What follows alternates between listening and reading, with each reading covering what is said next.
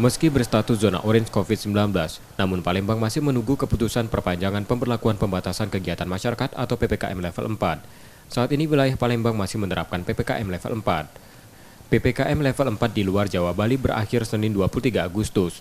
Kota Palembang direncanakan masuk daftar daerah yang melakukan perpanjangan masa PPKM level 4 selama 15 hari hingga 6 September.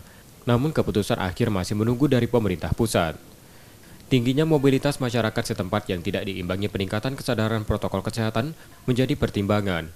Penerapan PPKM level 4 dalam beberapa pekan terakhir diklaim mampu memperbaiki kasus COVID-19.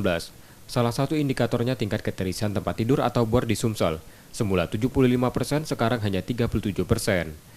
Berdasarkan informasi terakhir kita dapat dari Dinas Kesehatan Kota Palembang, untuk angka bor sudah turun, untuk data penularan juga sudah turun, akan tetapi kita tetap menunggu instruksi dari pemerintah pusat, dari Kementerian Kesehatan, dari Mendagri, apakah Palembang ini akan kita lanjutkan PPKM Mikro atau memang kita hentikan. Karena sampai dengan sekarang informasi dari pusat kita belum mendapatkan secara resmi.